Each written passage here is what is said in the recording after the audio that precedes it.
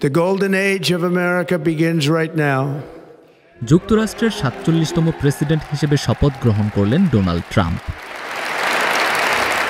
এবং এটি ঘিরে বাংলাদেশে জুলাই বিপ্লবে ক্ষমতাচ্যুত হওয়া আওয়ামী লীগ নেতাকর্মী ও সমর্থকদের মধ্যে দেখা দিয়েছে বাড়তি উদ্দীপনা। ট্রাম্পের শপথ ঘিরে আওয়ামী সমর্থকদের এই উদ্দীপনা নিয়ে রাজনৈতিক মহলে আলাপ জমেছে জোরে সোরে। বামপন্থীরা বলছে এগুলো আকাশকুসুম কল্পনা, আর বিএনপি জামায়াত সমর্থকেরা বিষয়টিকে হেসে উড়িয়ে দিচ্ছেন। আওয়ামীর নেতাকর্মীরা অনেকেই সামাজিক মাধ্যমে বিভিন্ন ধরনের পোস্ট দিচ্ছেন, যেন ট্রাম্পের দায়িত্ব নেওয়া তাদের জন্য চাঁদ রাত।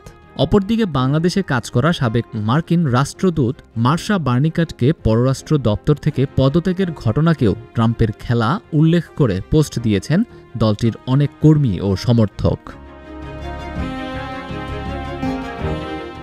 আওয়ামী লীগ ক্ষমতায় থাকা সরকারের মুখপাত্র সাবেক তথ্য ও সম্প্রচার প্রতিমন্ত্রী মোহাম্মদ আলী আরাফাত বলেছেন, যুক্তরাষ্ট্রের বিদায়ী বাইডেন প্রশাসন বাংলাদেশের ক্ষেত্রে যাদের সমর্থন জুগিয়েছে, ট্রাম্প প্রশাসন সেটি করবে না।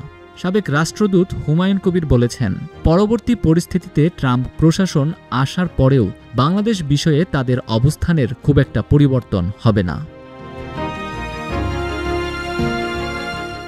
রাজনৈতিক বিশ্লেষক ও ঢাকা বিশ্ববিদ্যালয়ের অধ্যাপক মোহাম্মদ মুজিবুর রহমান বলেছেন, যুক্তরাষ্ট্রের সরকার পরিবর্তনের কারণে কূটনৈতিক ক্ষেত্রে কিছু ঘটুক আর না ঘটুক, বাংলাদেশের রাজনীতিতে এর মনস্তাত্ত্বিক গুরুত্ব রয়েছে, ফলে অনেকেই উজ্জীবিত হতে দেখা যাচ্ছে।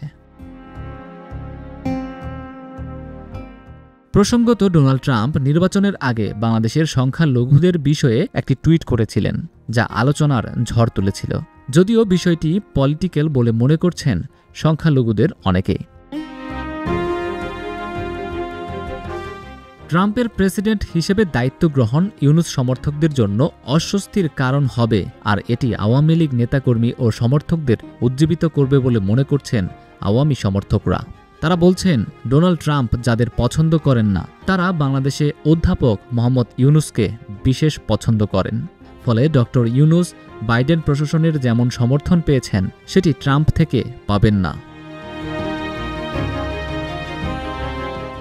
বাংলাদেশের রাজনীতিতে মার্কিন সমর্থন মনস্তাত্ত্বিকভাবে গুরুত্বপূর্ণ। আবার যুক্তরাষ্ট্রের যে কোনো পরিবর্তন বা ঘটনায় কোনো পক্ষ উজ্জীবিত হয় আর বিপরীত পক্ষ হতাশ বোধ করে। তাই বাংলাদেশের রাজনৈতিক মহলে ট্রাম্পের শপথ স্বাভাবিকভাবেই আলোচনার খোরাক জোগাচ্ছে।